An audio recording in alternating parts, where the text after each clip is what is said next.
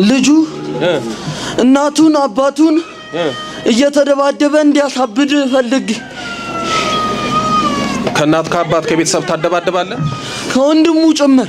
ሰላም ሰላም፣ ውድ ቻናሌ ቤተሰቦች እንደምን አላችሁ? እንደምን እስከ ሲያደረሳችሁ እግዚአብሔር አምላካችን ከሁላችን ጋር ይሁን።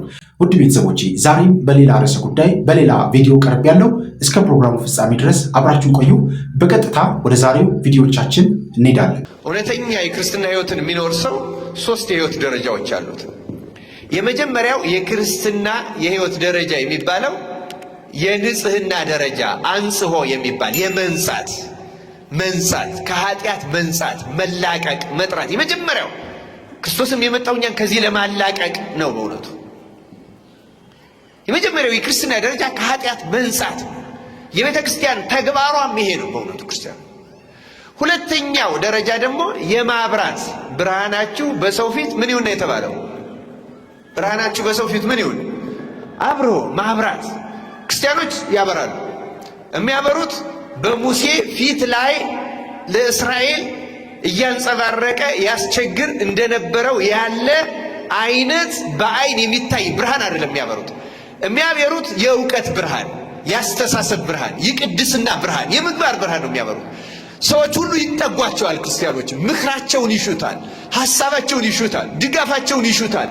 እነርሱም መሆን ይፈልጋሉ። እነርሱን እያዩ እንደ እነርሱ ክርስቲያን ይሆናሉ። የማያምኑት ያምናሉ፣ ያልተጠመቁት ይጠመቃሉ። ክርስቶስን ይወዳሉ፣ ቤተ ክርስቲያንን ይወዳሉ። አምልኮታቸው ፍጹም ያደርጋል፣ ያበራሉ። ሁለተኛው ደረጃ ማብራት፣ በሕይወት ማብራት። ለዚያ ነው ቅዱስ ጳውሎስ እንደ ሙሴ በማይብለጨለጭና በመጋረጃ በማይከደን ብርሃን እናበራለን ያለው ቆሮንቶስ መልእክቱ ላይ ክርስቲያኑ። ሁለተኛው ደረጃ ይሄ ማብራት ነው። ሶስተኛውና የመጨረሻው ብቃታቸው የሚረጋገጠው ክርስቶስን መምሰል ላይ ይደርሳሉ። እዚህ እንዳነበብኩላችሁ የልጁን መልክ መምሰል፣ ክርስቶስን መምሰል። ቅዱስ ጳውሎስ እንዳለው እኔ ክርስቶስን እንደምመስል እናንተ እኔን ምሰሉ። የመጨረሻው የክርስትና ሕይወት ደረጃ ይሄ ነው። ለምሳሌ ክርስቶስን የመሰሉ ብዙዎች አሉ፣ ግን የሚመስሉበት ደረጃ በጣም የተለያየ ነው። ምሳሌ ልንገራችሁ። ይህንን አሁንም አላስታውሰው ሊቅ ነው የተናገረው። ለምሳሌ አንድን ከምንል የቅርቡን ንጉሳችን አፄ ኃይለ ሥላሴን አንድ ፎቶቸውን አምጥተን ለ100 ሰዓሊዎች ሳሏቸው ብለን ስዕል እንዲስሉ እሳቸውን ብንሰጥ የ100 ሰዓሊዎች ስዕል አንድ አይነት ሊሆን ይችላል? አይችልም። አይደለም? ስለዚህ ዳኛ ቢቀመጥ እቅጩን እንደ ፎቶ የሆነው ይሄ ነው ብሎ አንደኛውን ያስቀምጣል። ከዚያ ሁለተኛው፣ ከዚያ ሶስተኛው እያለ እስከ 100 ሊደረድራቸው ይችላል? አይችልም። ሁሉም ግን 100 ይመስላሉ፣ ግን ደረጃቸው ደግሞ ይለያያል። ክርስቲያኑ አሁን እኛም እንደዛ ነን። ቅዱስ ጳውሎስ እኔ ክርስቶስን እንደምመስል እናንተ እኔን ምሰሉ ያለው እኮ ክርስቶስን እኔም እናንተም ክርስቶስን እንምሰል አይደለም ያለን። ደረጃችን ይለያያል። እሱ እንዴት ክርስቶስን እንደመሰለውና እኛ እንዴት እንደምንመስለው በጣም ደረጃችን በጣም የተለያየ። እኛ ምናልባት የሶስተኛ ክፍል ልጅ የሳለው ስዕል አይነት ልንመስል እንችላለን። ኧረ ያንንም ለመሆን ያብቃን እግዚአብሔር በእውነቱ።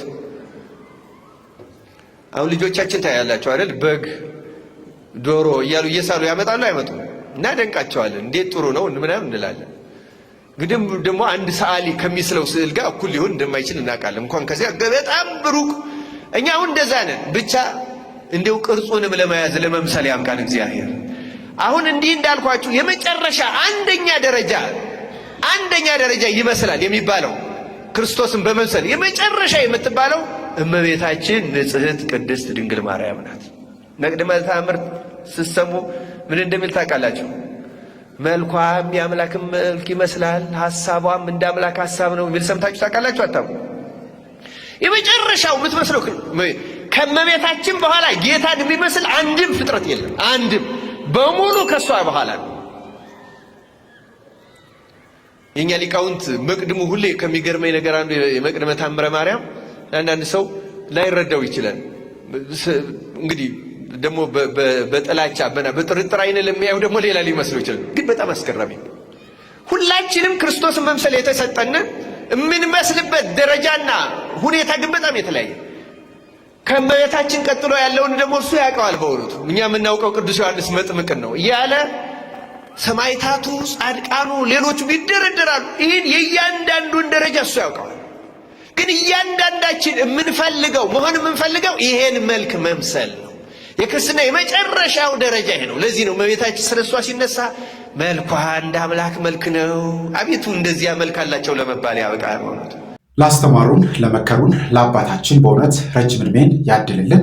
እንግዲህ ትክክለኛው የክርስትና ሕይወት አሁን አባታችን ያስተማሩት አካሄድ ነው። ምክንያቱም በጣም ወዶ ቃል ነው። በነገራችን ላይ ብርሃናችሁ እንዲሁ በሰው ፊት የበራ ይሁን የሚለው ቃል በጣም ደስ የሚል ቃል ነው።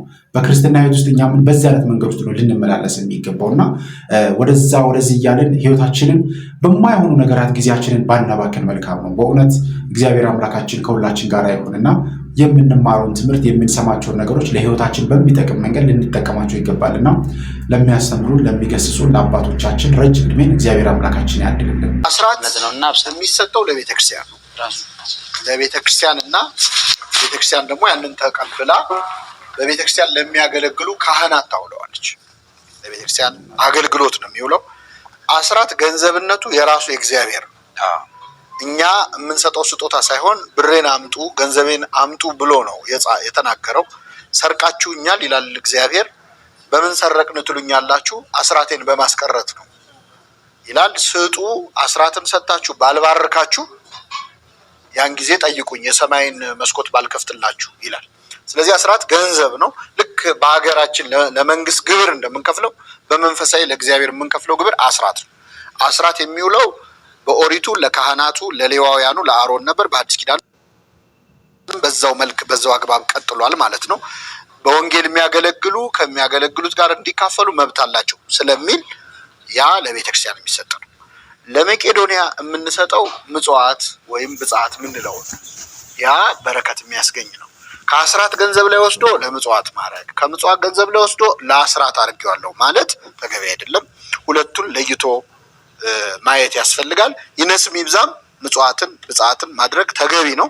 አስራት ለብቻው ነው፣ ይሄ ለብቻው ነው ማለት ነው። ይሄ በጣም ትልቅ መቼስ መነገር ያለበት ስልክ መጣል። እሺ፣ ሰላም ሰው አማሃ ይባላል። ሃይ ስኩል አብሮኝ የተማረ ጓደኛዬ ነው። አሜሪካ ነው የሚኖረው። $400 አስገብቷል። እነሱ ሰላም ሰው አማሃ ሰላም ሰው አንተ ጋር የሚደውል ሰው የሚለው በጣም ልዩ ነው። በጣም ልዩ ነው። ይሄ በጣም ትልቅ የአስራት የሚለው ጉዳይ። ሌላው ደግሞ አስራትን አውጥቻለሁ ብሎ በጋህድ በአደባባይ መናገርም እንደ ትምክህት አይቆጠርም የሚልም ማለት ግብር መክፈል ነው።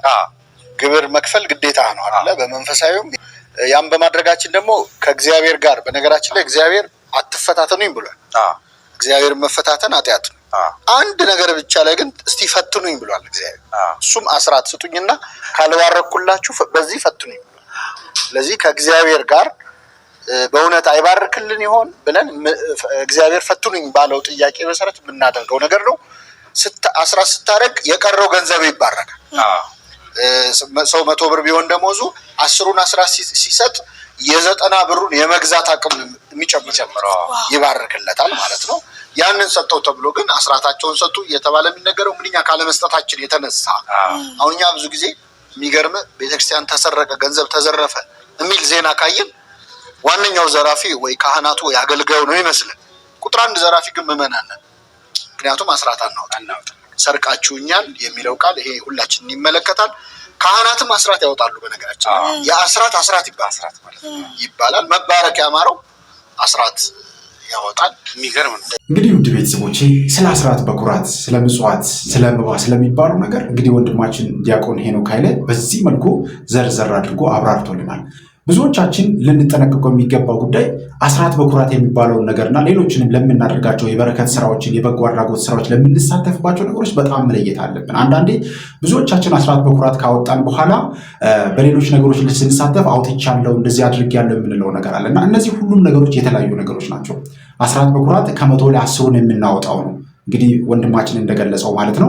ስለዚህ የበረከት ስራዎች ደግሞ ምጽዋት የምንላቸው ልክ አሁን ካሉ ነገሮች ላይ ከአስራት በኩራት ካወጣነው ከቀረለ ደግሞ የምናወጣው ነው ማለት ነው እና ይሄ ብዙዎቻችን እንደዚሁ ለበረከት ስራዎች የምንሳተፍበት የበጎ አድራጎት ስራዎች ለምንሳተፍባቸው ጉዳዮች የምናደርገው ጉዳይ ነው ማለት ነውና እግዚአብሔር አምላካችን ያለንን ነገር የሚባርክልን ያለንን ነገር ከፍ የሚያደርግልን ያለንን ነገር በረከት በበረከት እንድንሆን የሚያደርገን አንዱ በአስራት በኩራት በምጽዋት በበጎ ስራዎች ላይ መባ በማውጣት እነዚህ ነገሮች በማድረግ ነው ልንባረክ የምንችለውና እግዚአብሔር አምላካችን በእውነት ያለንን እንዲባርክ ሁላችንም አስራታችንን በኩራታችንን ልናወጣ ይገባል። አንተ ምንድነው ቀብረር ብለህ የመጣው? ምንድነው? መተት ምንድነው ታዲያ እንዲህ ቀብረር እንደው ጎርደድ ብለህ የመጣው? የምን መተት ነው? ና በስላሴ ስም ነው ወደዚህ። እሺ የምን መተት ነው? የአይነ ጥላ። ምን አድርገው ተብለ? ልጁ እናቱን አባቱን እየተደባደበ እንዲያሳብድ ፈልግ። ከእናት ከአባት ከቤተሰብ ታደባደባለህ? ከወንድሙ ጭምር ወንድሞቹን ሁላ በጫት በሲጋራ በመጠጥ ከትቼ። ቤተሰቡ አለ? እስኪ ኑ ከቤተሰብ ታደባደባለህ? ቤተሰቡን ትበጠብጣለህ? አዎ። ስንት አመቱ ነው ልጁ? አሁን 18 አመቱን። 18 አመት። እስኪ አባት እና እስኪ አባቴ እና ልጅ ነው?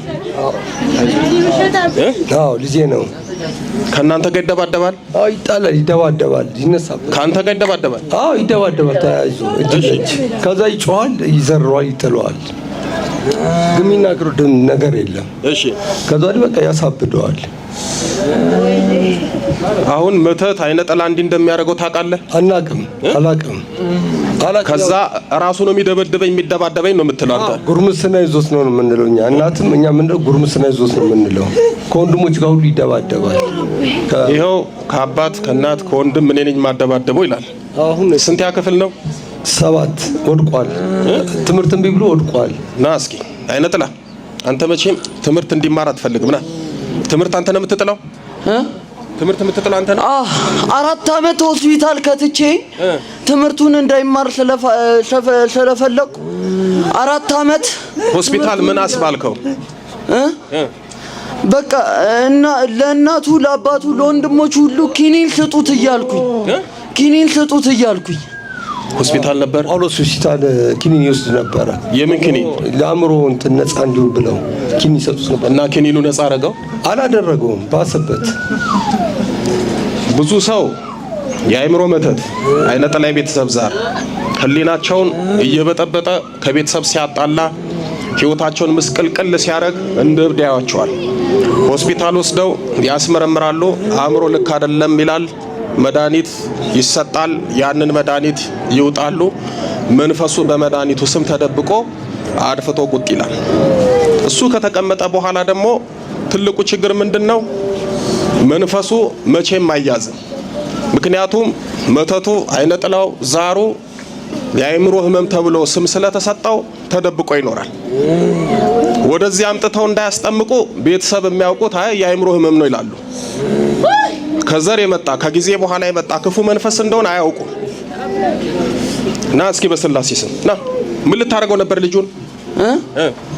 በቃ ቤተሰቦቹን እሱን ሁሉንም በቃ አደባድቤ ለመበጥበጥ ግቢያቸውን ያ ማትስ ላይ ራሱ ሂሳብ ላይ ራሱ ትምህርቱ ላይ ጎበዝ የነበረ ተማሪ በቃ እንዲማር ስላልፈለኩ በዚህ ገብቼ በድክመታቸው ገብቼ በጠበጥኳቸው። እንዲህ ነው? አዎ ሀቅ ነው። ልክ ትጸልያላችሁ እናንተ? እኔ እጸልያለሁ። ጎበዝ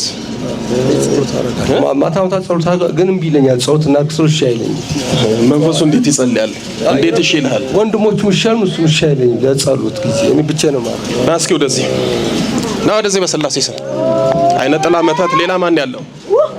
በቃ ሁለታችሁ ህይወቱን በቃ እንዲህ ከቤተሰብ አጣልታችሁ አሳብዳችሁ ልታስቀሩት ነው? አባቱን ትደበድባለህ? ከአባቱ ጋር ታደባደባለህ? ባለፈው ራሱ እናቱ ላይ እንዲሰነዝር አድርጌው ነበር። ወይ ጉድ! ቦክስ ነው እጅ መኪና ውስጥ አራቴ ነው ከአንዴም ሁለቴ ልከተው ባስ ውስጥ ፈልጌ ወንድሞቹ ናቸው ያወጡት። የገዛ የወለደችውን እናት ለማስመታት ትፈልጋለህ? በቃ እንዲዋደዱ አልፈልግም። እንዲህ ነው ከቤተሰቦቻችን ታሪክ። በል ተንበርከክ፣ በስላሴ ስም ተንበርከክ፣ ና ተንበርከክ፣ ጠጋ በል ጥራ፣ በስላሴ ስም፣ በመድኃኔዓለም ስም፣ በድንግል ማርያም ስም፣ በቅዱስ ሚካኤል ስም፣ በቅዱስ ገብርኤል ስም፣ በቅዱስ ሩፋኤል ስም፣ በቅዱስ ኡራኤል ስም፣ በመጥምቁ ዮሐንስ ስም፣ በቅዱስ መርቆሬዎስ ስም፣ በቅዱስ መርቆሬዎስ ስም አይነ ጥላ የድል መተት የምንበጠብጥ ሁሉ ሁላችንም ለቀን እንሄዳለን። በስላሴ ስም ለዘላለም በሲኦል ታስረናል። ከአይምሮ ከልቡ ከሰውነቱ ለቀን ወጥተናል። የዘጋነውን እድሉን የዘጋነውን አይምሮን በድንግል ማርያም ስም ከፍተናል። በል ሰባት ጮና አውጡ አንድ ላይ ቶሎ በል። አንድ ሁለት ቀጥል፣ ሶስት አራት አምስት ስድስት በላይ መጨረሻ ገንዝ እናይድ። ቅዱስ ገብርኤል ሲኦል ያወርዳችሁ። አይዞኝ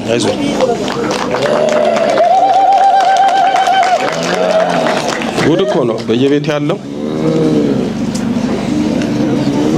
ደግሞ 18 ዓመቱ ነው፣ ገና ወጣት ነው። ዝም በል ቆይ። እሺ ማነው ስሙ? ሲራክ።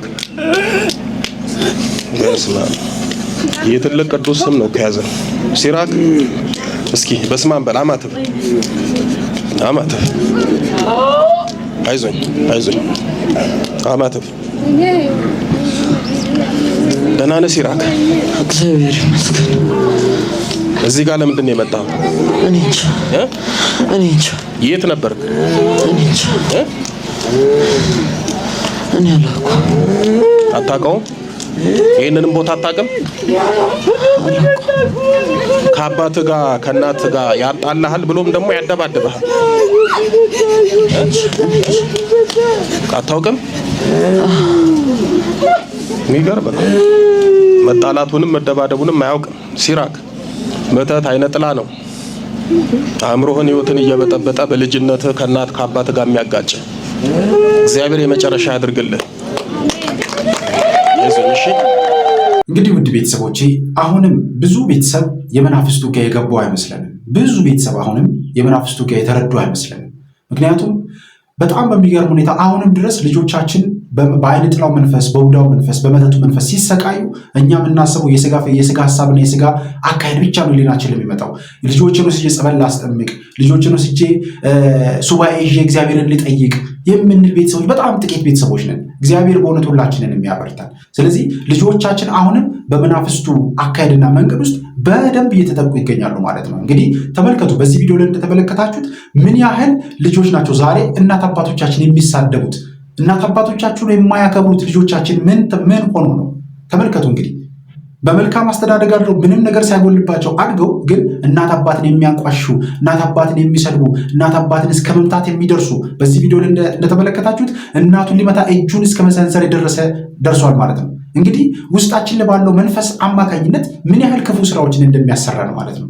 ከባህሪያችን ጋር ባህሪ ሆኖ፣ ከአመላችን ጋር አመል ሆኖ፣ ከመልካችን ጋር መልካችንን ተመሳስሎ እኛኑ እንደ ልብስ እኛን አጥልቆ ለብሶ ክፋትን ተንኮልን የሚያሰራ ውስጣችን የተወለደው የአይነ ጥላ መንፈስ ነው። አይነ ጥላ መንፈስ ደግሞ ብዙ ጊዜ በተደጋጋሚ እናገራሉ፣ ጭንቅላት ላይ ነው የሚቀመጠው። ዛሬ ብዙ ሰዎች ይህ መንፈስ በጣም ነገሩን እያከረደ ሄዶ ጸሎት፣ ስግደት፣ መንፈሳዊ ምግባራቶችን እያደረግን ይህን መንፈስ እያሰርን ካልሄድን ከቤት ያስወጣንና እንደ እብድ አድርጎን በየመንገዱ እንድንሽከረከር የሚያደርገን መንፈስ አንዱ ነው። አይነ ጥላ በጣም አዋቂ ነኝ ብላ የምታስብ መንፈስ ነኝ። ጭንቅላት ላይ ትቀመጣለች፣ እንደ ጠቋር ማለት ነው። እኔ በላይ ነኝ ብሎ ያስባል ጠቋር ማለት ነው። ስለዚህ ብዙ ጊዜ ጭንቅላትን የመቆጣጠርና ሌሎችን መናፍስቶች የመናቅ ነገር ያሳያል። ጠቋር የአዛዚኤል መንፈስ የሚባለው ባህሪም ስላለበት ማለት ነውና እንደዚህ አይነት አካሄዶች ስላሉት ብዙ ጊዜ ጭንቅላትን የመቆጣጠርና ህይወታችንን ለማበላሸት ከሚያደርጋቸው መንገዶች ውስጥ አንዱ ጭንቅላትን ይዞ ቤታችንን፣ ኑሯችንን፣ ህይወታችንን በመጥበጥ ነውና ውድ ቤተሰቦቼ ልጆቻችሁን አካሄዳቸውን፣ ድርጊታቸውን ልትከታተሉና ልትነቁ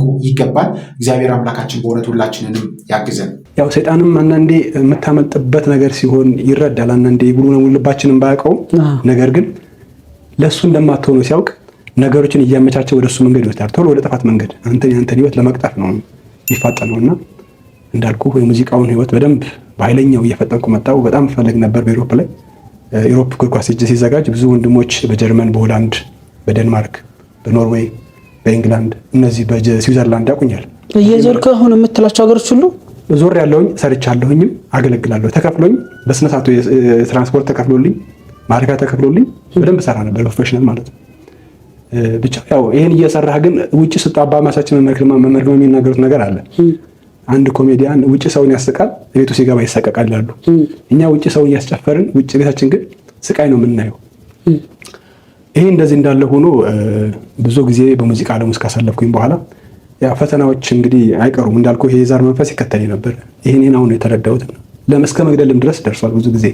እሺ ከእንደዚህ ዋናዎቹ ብነግርህ እንዳልኩ ቅድም የመሳሪያ የመውጣቱ ነገር እንዳለ ሆኖ በሙዚቃ ዓለም ውስጥ ስገባ ደግሞ የአርቲስቶችን የመቀበል ለምሳሌ ፕሮሞት ጓደኛ አለኝ ፕሮሞት የሚያደርግ እና ወደ ስዊድን እያስመጣናቸው ዘፋኞቹን ለምሳሌ ቴዲ አፍሮ ሊሆን ይችላል፣ ጃኪ ጎስ ሊሆን ይችላል፣ ማዲንጎ ሊሆን ይችላል፣ ነፍሱን ይማረው፣ ብርሃኑ ዘራ ሊሆን ይችላል። ብዙ እነዚህ አርቲስቶችን ወደ ስዊድን ሀገር እያመጣን እንሰራለን።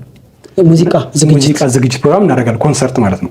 በጣም በትልቅ ነው የሚሰራው እና እነዚህ የምንሰራ ጊዜ ያው እኛንን የምንሰራው ከጓደኛዬ ጋር ሆነን ይሄን ስንሰራ ግን እንደ አጋጣሚ ሆኖ ከገጠመኝ አንዱ የሆነ ጊዜ ላይ ነው። ነፍሱን ይማረው ማዲንጎ አፈወርቅ፣ ብርሃኑ ተዘራ ከስዊድን ተነስተን ወደ ኖርዌይ ስራ ነበረ እና በምንጓዝበት ጊዜ በጣም በረዶ ነበርና መኪናው በፍጥነት ነበር እየበረረ የሚሄደው። እንደ አጋጣሚ ሆኖ ልጁ ትንሽ ቀዝቀዝ የማድረግ ወይ ደግሞ ኮንትሮል የማድረግ ነገር አልነበረውም መኪናውና መኪናው ተገልብጣ ተሽከርክራ እንደዚህ ተገልብጣ እንደዚህ ቆማ በጭንቅላት ማለት እንደዚህ ቆም ነበር የምትሄደው። ተገልብጣ ጫራ ባጣራው በጀርባው ቆማ። እዛ ውስጥ ግን ብዙ አልተጎዳንም። ትንሽ ነፍሱን ይማር ማዲንጎ ጥርሱ ላይ ጉዳት ደርሶበት ነበረ። ይሄ በኢትዮጵያ ውስጥ በራዲዮም ተነግሯል፣ ብዙም በቴሌቪዥን ተነግሯል ይሄ ነገር ማለት ነውና እንደዚህ አይነት አደጋዎች ደርሶብኛል። አንዱ ይሄ ነው። ሁለተኛውም ደግሞ ከጓደኛ ጋር እንደዚህ እየሄድን እንደ አጋጣሚ ሆኖ በረዶ ተነስቶ ተንሸራታ መኪናው ተጋጭታ መኪናው ድምፅ ወጣ እኛ ተርፋን ከዛ ውስጥ እና ብዙ ጊዜ የመግደል እንትን እንደነበረው አውቃለሁ። አንዱ ይሄ ነው። ሁለተኛው ደግሞ እንዳልኩ ብቻዬን ነው የምኖረው። ትዳር አልነበረኝም። ከቤተሰብ ወጥቻለሁ። 18 ዓመት ሞልቶኛል።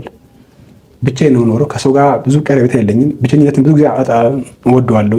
ብቻ ቤት መቀመጥ ምናምን እና እንደዛ ባለበት ሰዓት ያው ብቻዬን ነው እንዳልኩ የምኖረው አንድ ቤት ውስጥ በማደርበት ጊዜ ብዙ ጊዜ ማታ በህልሜ የሆነ እባብ ትልቅ እየዘንዶ ቤቴ ውስጥ እየመጣ እኔን የማነቅ ነገር ነበረ እና መምህር ተስፋዬ መምህር ግርማ የሚያስተምሩን ትምህርቶች ይሄ የዛር መንፈስ እንደሆነ በዛ ነው የተረዳሁት።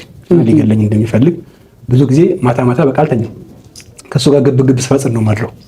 በኋላ ነው እግዚአብሔር ይመስገን እስቲ ወራራ ስንመጣበት እንዴት ነገሩ እንደቀለለ እንዴት ነገሩ እንዳሸነፍኩት እንዴት ወደዚህ መንፈሳዊት ምን እንደመጣው እናብራራለን። ባጭሩ ግን ይሄን ህይወት ይመስላል። ከኢትዮጵያ ከስተት ጀምሮ ስደት ወደ ውጪ፣ ከውጪ ደግሞ 18 ዓመት ሲሞላኝ በተለያየ ከፈተና ውስጥ አልፌ እንግዲህ ወደ መንፈሳዊ ህይወት የመጣሁት ማለት ነው። በጣም ከባድ ነበር። አሁን እንደምትለኝ በሌሊት ሁሉ በእባብ እየተመሰለ የሚያሰቃይህ ነገሮች ነበሩ። ይሄን ነገሮች ለማድረግ ደግሞ በእርግጠኝነት በውጭ ዓለም ስትኖር በተለይ ወደዚህ ወደ መንፈሳዊ ህይወት ለመነሳት ደግሞ ምን አነሳሳ? እንዴት እስከነዚህ ነገሮች ልትወጣ ቻልክ? አሁን ትልቁ ነገር ሁላችንም አሁን ነጥራ ለብሰን ስንታዮች ንጹሆች እንመስላለን፣ ሙሉዎች እንመስላለን። ሁሉም በውስጡ ጎዶሎ ነገር አለ። ማንም እንደው እስኪ እኔ ራሴን ጤነኛ ነኝ ያለ ሰው በሆነ ነገር ራሱን ይፈትሽ። በቃ ሁላችንም ፐርፌክት አይደለንም፣ ጎዶሎ አለብንና አንዱ በዛር በመተት በቡዳ በነጥላ በተለያየ እርኩሳን መናፍስት ተይዘው ነው እየተሰቃየን ያለነውና ወደዚህ ነገሮች እንግዲህ አንተ ያለህበት ነገር ወደዚህ የሚያሳይ ነገር አልነበረ። ወደዚህ ለመመለስ ምን አበረታታ? እንዴት አድርገስ ወደ እነዚህን እርኩሳን መናፍስት መዋጋትና ወደዚህ ወደ መንፈሳዊት ለመምጣትስ ምን አነሳሳ አንተ? ምን መሰለህ ዴቭ፣ እኔ እንዳልኩ ስደት ቆጣ 9 ዓመት ይያለሁ የወጣሁኝ። አሁን ረጅም ዓመት ኖር ያለበት ስደት ሀገር ቤተክርስቲያን የምትባለው ነገር አላውቃትም። የሃይማኖት ነገር አልነበረኝም። እኔ ማለት ኢየሱስ ክርስቶስ ይባላል፣ ስላሴ ይባላል። ምንድናቸው ማለት ማን ነው አምላክ? ቤተክርስቲያን የለም ስዊድን አለ። አላውቅም። እኔ አልሄድም። ስለ ሃይማኖት ምንም ማውቀው ነገር የለኝም። ካህን አላውቅም። ቤተክርስቲያን እንኳን የሚሄድ ጓደኛ አልነበረኝም እና 18 ዓመት ሙሉ ቤተክርስቲያን ገብቼ አላውቅም። አንድ ቀን የገባሁት ጓደኛዬ ሞቶ ፍታት ሲደረግ ነው። እሱንም እስከ መጫማችን ልንገባ ነበር። እሺ ይሄንን ነገር በቃ ምንም አይነት አባታችሁን አላውቅም፣ አማተብ ምን እንደሆነ አላውቅም፣ በስመ አብ ወወልድ ወመንፈስ ቅዱስ ምን እንደሆነ አላውቅም። ይሄን ያህል የጠፋው ልጅ ነበርኩኝና እንዳልኩ እግዚአብሔር ለምን ወደዚህ እንዳመጣኝ አላውቅም። እስካሁን ድረስ ሚስጥር የሆነብኝ ነገር ይሄ ነው። በደለኛ ስትሆን ኃጢአተኛ ስትሆን ከአንተ እግዚአብሔር ምን ፈልጎ ነው? ምን ጎሎበት? ስንት ልጆች አሉት ውጭ ግን ኃጢአተኛ ሆነ ለምንድን ነው እዚህ ጋር ያመጣኝ? ምንድነው እኔ ምን ልሰራለት ነው ምናምን ብዬ ጥያቄ ይመጣብኛል በውስጤ እና ብቻ ግን የእኔ ፍጥረት ወይ የኔ እንትን አይደለም። ብዙ እንዳልከው ብዙ ሰዎች በጸበል የሚመለሱ አሉ፣ በራእይ የሚመለሱ አሉ፣ በሰው ምክር በካህን ምክር የሚመለሱ አሉ፣ በወንጌል በቃሉ የሚመለሱ አሉና የኔ እነዚህ ነገሮች ነፃ ነኝ ማለት ምንም ነገር አላውቅም። አይሙሬ ለጥፋት የተዘጋጀ ነው። ጥፋትና ጥፋት ብቻ ነው። ማታ አርብ አጨሳለሁ፣ እቅማለሁ፣ ቅዳሜ ወጥቼ እጠጣለሁ። ጣልቼ ከሰው ጋር ከሞት እኔም የሚደርስብኝን ደርሶብኝ እኔም ሰው ላይ ማደርሰውን አድርሼ ቤት የሚገባ ሰው ነኝ። በጸብ ውስጥ ያለው ሰው ስለሆንኩኝ የህይወት ትርጉሙ አይገባኝም። እስከ ሞት መጨረሻ እስከ ህይወቴን እስከ ማጥፋት ድረስ የደረስኩበትን ጊዜ ነበር ስልቹኝ ማለት ነው እንዳልኩና ይሄ ነገር ደግሞ ሲደጋገም አንድ ነገር ግን ያረሳሁት ነገር አለ። ድንግል ማርያም ያረሳሁት ሁሉ ጊዜ ማለት የሆነ ጊዜ ላይ ትዝ ይለኛል። ሲጋራ እያጨስኩኝ በጣም አቃጠለኝ እዚህ ጋር ድንግል ማርያም ልጅ አይደለሁም እንዴ ብዬ አልቅሼ ተናግሬያለሁ። ማረሳው ጊዜ ማለት ነው። ምዕመናን መጽሐፍ ቅዱስ እናነባለን ወይ? ቤታችን ስንገባ ገልጠነው ስናውቃለን? በጣም ብዙ ሰው እኮ መጽሐፍ ቅዱስን የሚጠቀመው ለቅዠት ነው። እንዳያቃዠው ወይ በራስጌው ወይ በግርጌው አድርጎ ተሳልሞ ያስቀምጠዋል። መሳለሙ ጥሩ ነው። እርኩስ መንፈስ ያርቃል። አዎ የእግዚአብሔር ቃል ነው ያርቃል። እሱ አይደለም። የመጽሐፍ ቅዱስ ክብሩ ግን መነበቡ ነው። ምዕመናን ተከድኖ መቀመጡ አይደለም፣ መነበቡ ነው። ወጣቶች ስልካችን ላይ ከምናጠፋው ሰዓት መጽሐፍ ቅዱስ ላይ የምናጠፋው ሰዓት ካልበለጠ ክርስቲያኖች አይደለም። ጠዋት ከእንቅልፋችሁ ስትነቁ መጀመሪያ በእጃችሁ የምትፈልጉት ስልክ ነው ወይስ መጽሐፍ ቅዱስ ነው? መልሱልኝ። ስልክ ነው። ስልክ ላይ እኮ ልንሞት ነው። 24 ሰዓት በቃ ስማርትፎን ከኛ በለጠ። ስማርት ሆነ ስልኩ እኮ እኛን አደደበን እኮ። እሱ ከኛ በለጠ። የሚያዘን እሱ ነው፣ የሚያስብልን እሱ፣ የሚያነብልን እሱ። መጽሐፍ ቅዱስ አሁን ድሮ ቢሆን መጽሐፍ ቅዱስ አላገኝም ውድ ነው ለመግዛት ይባላል። አሁን ስልካችን ላይ አለ። እኛ ሌላ ነገር ስናይ ነው የምንውለው እንጂ። አቤት አሁን አንዳንድ የመተግበሪያ አፕሊኬሽኖች ስልካችን ላይ ያሉ የምንጠቀምባቸው መቼ እንደተከፈቱ ይናገራሉ። ላስት ሲን የሚል ሰዓት አለው አይደል? መቼ እንደከፈቱ። መጽሐፍ ቅዱስ ላስት ሲን የሚል ቢኖረው መቼ ነው የተከፈተው? መቼ ነው ገልጠን ያነበብነው? አይተነው አናውቅም እኮ። እንደው ሳናነበው ልንሞት ነው። ይሄ እኮ መጽሐፍ ለኛ ነው የተጻፈው። መለኮታዊ ደብዳቤ እኮ ነው። ላንቺ ነው የጻፈው እግዚአብሔር። ቅዱስ እንጦንስ የተባለው አባት በገዳም ሳለ ንጉሥ ቆስጠንጢኖስ ደብዳቤ ላከለት። የሮሙ ንጉሥ ቆስጠንጢኖስ እግዚአብሔር ያሳያችሁ። ሲልክለት መልእክተኛ በፈረስ እየጋለበ መጣና የንጉሥ ቆስጠንጢኖስ ደብዳቤ ነው እንካ አንብብ ብሎ ለአባ እንጦንስ ሰጠው። አባ እንጦንስ ቀና ብሎ አየና አስቀምጠዋልና መጽሐፍ ቅዱስ ማንበቡን ቀጠለ። ከኔ ጋር ናችሁ? አሁን ከንጉሥ የተላከ ደብዳቤ ቢደርሳችሁ እንዴት ባለ ፍጥነት ነው የምታነቡት? ተንገብግበን ነው አይደል? እሱ ግን ደብዳቤውን ትቶ መጽሐፍ ቅዱስን ማንበብ ቀጠለ። በኋላ ረዱ አገልጋዩ የአባ እንጦንስ አገልጋይ ሆነ። እዛ አንድ ዲያቆን አለ። ተቁነጠነጠ። ምን ሆንክ አለው። ኧረ አባ የተላከው እኮ ከንጉሥ ነው፣ ከቆስጠንጢኖስ የመጣ ደብዳቤ ነው። መጽሐፉን ትደርስበታለህ፣ እባክህ ግለጠውና ምን እንዳለ እንስማ አለ። አይ እኔ ከሌላ ንጉሥ የተላከ ደብዳቤ እያነበብኩ ነው አለ። ከማን የተላከ ደብዳቤ? ከእግዚአብሔር። ከዚህ ደብዳቤ የሚበልጥ ደብዳቤ አለ? የለም። ለኛ ተጽፎ ሳናነበው ልንሞት ነው እንዴ? በእውነት እግዚአብሔር ቃሉን የምናነብበት ኃይል ይስጠን። ነገር ማላልፈው ምክር አለ። ምንድነው? ጠጅ ቤትም ከፈታችሁ፣ ጠላ ቤት ምንም አደረጋችሁ፣ ምንም የትኛውም ንግድ ቤት ስትከፍቱ ከአጋንንት ጋር ከሆነ የከፈታችሁት ወይም ከአስማት ጋር ማለት ነው ከሆነ የከፈታችሁት የእጃችሁን ነው የምታገኙት። የእጁን ነው የሚያገኘው ማንኛውም ሰው። በልጆቹ ያየዋል፣ በጤንነቱ ያየዋል፣ በልጅ ልጆቹ ሁሉ ያየዋል። ሁላችሁም ይሄን የምታዳምጡ በሙሉ በዚህ ቤተሰብ ተማሩ። ሌሎችም እንደዚሁ በጣም ብዙ ማቃቸዋሉ እንደዚህ አይነት ገፈት የቀመሷሉ። ውጤቱን ኢቭን ጠጅ ቤት እንኳን ሄዶ ጠጥተው ቢሆን ኖሮ ጠጁ ነው እንደዚህ ያረጋቸው ሱሰኛ ያረጋቸው ትላላችሁ። አንድ ቀን ሄዶ የማያውቁ ልጆች ናቸው። ገፈት ቀማሽ የሆኑት። ይሄ ምንድነው? መንፈስ ነው። አብሮ ይዋለዳል፣ አብሮ ይባዛል፣ አብሮ ይሄዳል፣ ከእናት ወደ ልጆች ይሄዳል። በሀብታም ትምህርት ቤት ኖረው ጠጅ ቤት መጥተው ማያውቁ ልጆች፣ በቅብጠት የኖሩ ልጆች የእናታቸው ገፈት ቀማሽ ሆነው መከራቸውን ሲያዩ ኖረው መጨረሻ ላይ ደግሞ ወደ ቁም ነገር ሲመጡ አስቡት። በዚህ አጋጣሚ እነዚህ እህቶች በሙሉ አሁን ማግባት ይፈልጋሉ፣ ግን ማግባት የሚፈልጉት የፈቱትን ፍቅረኛቸውን ነው። ሁሉም እየጸለዩ ነው። ሁሉም ፍቅረኞቻቸው ደግሞ እንዳለ የጓደኛም ፍቅረኛም እጮኛም ባልም የነበራቸው በሙሉ እንዳለ አጣሩ ብያቸው በያሉበት አይ ሄጄ ከጠየቁት እሺ ነው የሚለኝ ነው ያሉት አብዛኞቹ። ሄጄ ከጠየቁት እሺ ነው የሚለኝ፣ ችግር የለውም መጀመሪያ ራሴ ልስተካከል ነው ያሉት። እና እንትን ምንድን ነው የሚባለው? አለባብሰው ቢያርሱ በአረም ይመለሱ ማለት ይሄ ነው። በቃ ነጭ በነጭ ለብሰው ለማረስ መሞከር ማለት በጭቃ መልሶ እንደገና መጨቃየት ነው። አንድ ደግሞ ሌላ ትርጉም ምንድነው? እንደ ነገሩ እርሻውን እንደ ነገሩ ዝም ብሎ ገልበጥ አርጎ አፈሩን ዝም ብሎ ያለ ጥንቃቄ ቢያርሱት መልሶ እንደገና አረም ለመንቀል ደግሞ መከራ ማየት ነው ማለት ነው። እና ትዳር ላይ ጥንቃቄ ያስፈልጋል። ዝም ብሎ ልጆች ማሳደግ፣ ገንዘብ መሰብሰብ፣ አካውንት መሙላት፣ እንደው መብላት፣ መጠጣት፣ ልብስ መግዛት ሳይሆን የዚህ ነገር መጨረሻው ምንድነው ብሎ ስለ መጨረሻው ማሰብ ተገቢ ነው። በመጨረሻም ውድ ቤተሰቦቼ በዛሬው ቆይታችን በዛሬው ትምህርቶቻችን እነዚህንና መሰል ጉዳዮችን ለመዳሰስ ለማየት ሞክረናል። በቀጣይም እንደዚሁ በሌላ ቪዲዮ በሌላ ርዕሰ ጉዳይ እስከምንገናኝ ድረስ የቅዱሳን አምላክ ከሁላችን ጋር ይሁን።